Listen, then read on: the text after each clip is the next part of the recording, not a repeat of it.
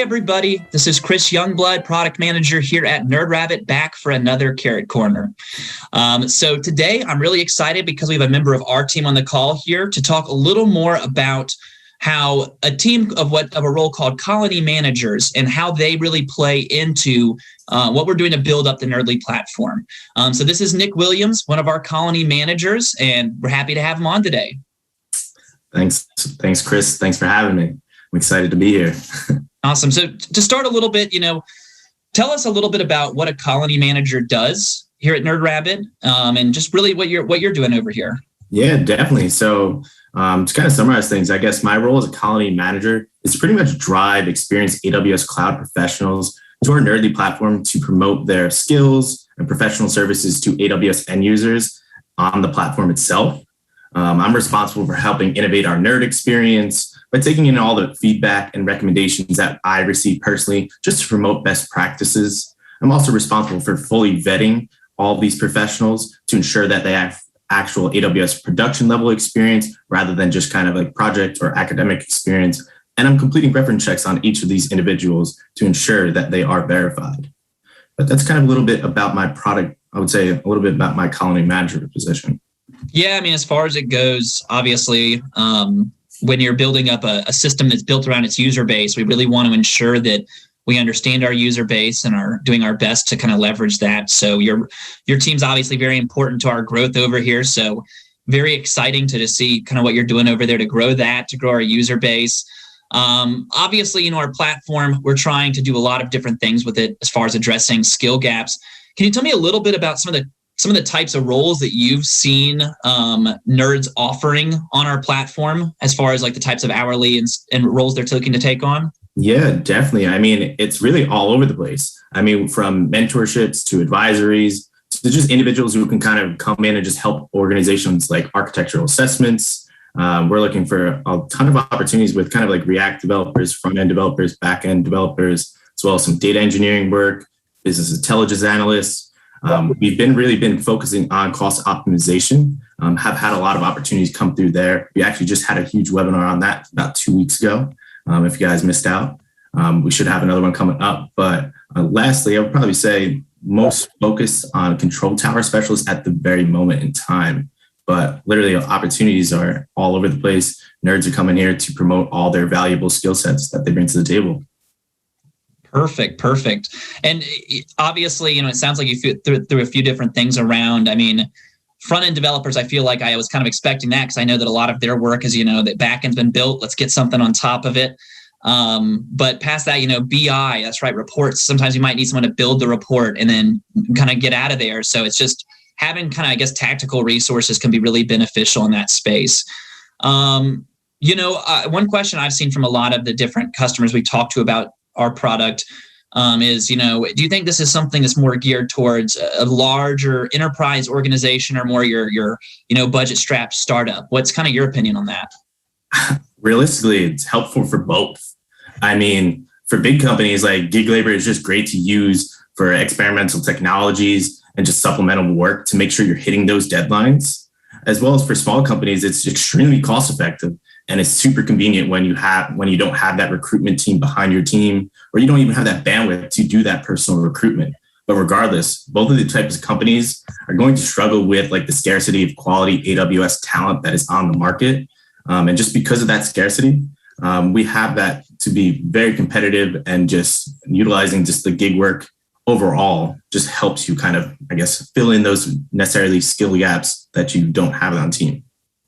Absolutely. And kind of going past that, one of the things with gig work is that there is a lot of trepidation about working with someone, with a gig worker. You're not necessarily working with a staffing company or consulting company as a one-on-one relationship, so to speak.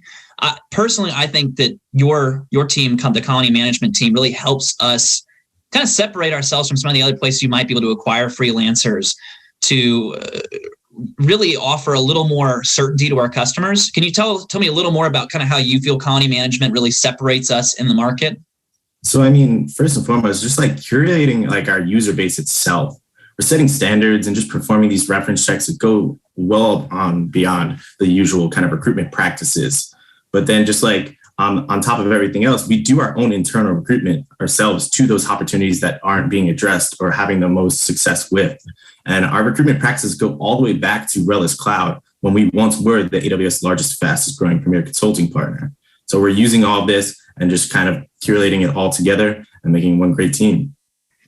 Absolutely. And yeah, I mean, with RHEL Cloud, it's kind of the same. Our vice president today actually was the same person who was leading the talent department over at RHEL Cloud years ago. We've tried to keep a similar set of, practices along the years just to make sure that we are teaching anyone new who comes in, what recruiting in the AWS space, how it's a little different maybe than your traditional IT recruiting. So I definitely think that's been to our advantage as we're trying to make this site something where you can always find those people that you need, and there's going to be a high degree of certainty that it's going to work well for you, because that's really what we want to offer. Now, obviously, a big part of your job is working not just with the customers and understanding their needs to build the user base around that, but working with the nerds, the experts, helping them get the best use of our platform. So even past maybe the specific role you had in mind when you introduced them to our platform, that they can be successful for the long term using Nerdly. So can you tell our listeners who might be on the nerd side of things what they should keep in mind when it comes to creating their profile or applying to jobs or managing just your interview process for any of these projects you're trying to pursue? Yeah, no, definitely. I mean, so first and foremost, I would say be patient. I mean, we're still growing. As we grow, we're going to be learning more and more valuable things.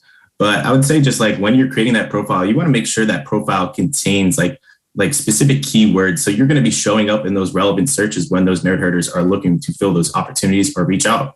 Another thing I would say is just be flexible, especially with your scheduling when it comes to like speaking to people, setting up interviews, whether that is after hours or even if that's a 10-minute call at lunch or whatnot. Just flexibility would be very crucial. And another thing, just be open-minded. Just kind of be there and just watch us grow, and just obviously don't just give up right if the first opportunity doesn't be successful for yourself. But I would say one of the major things that a lot of nerds on the platform right now who are just starting getting used to would just be making sure that they actually have their notifications set up and receiving those text messages and emails when they are being reached out to upon that.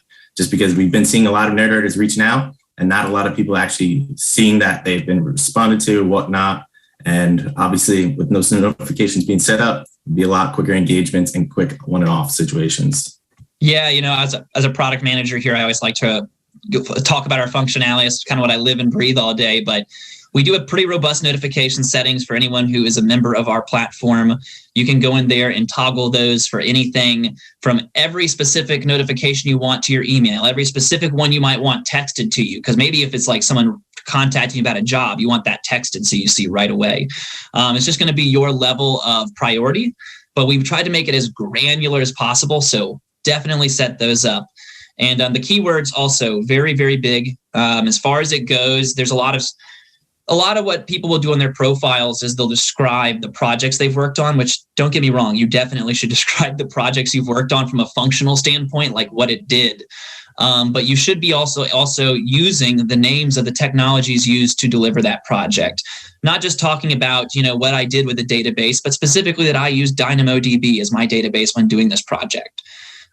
Because these keywords are going to show up in searches. They're going to be really important information to our clients. When they really need someone who understands a specific piece of tech, that's something they're going to be looking by. So I think that's definitely a big one. And be flexible with that scheduling. It's if you're a gig worker, it's something where people might be like trying to have you help them out at like odd hours of the day. This might be something you're doing in your free time. So trying to show that ability to kind of work with schedules is important to just being successful in the gig space.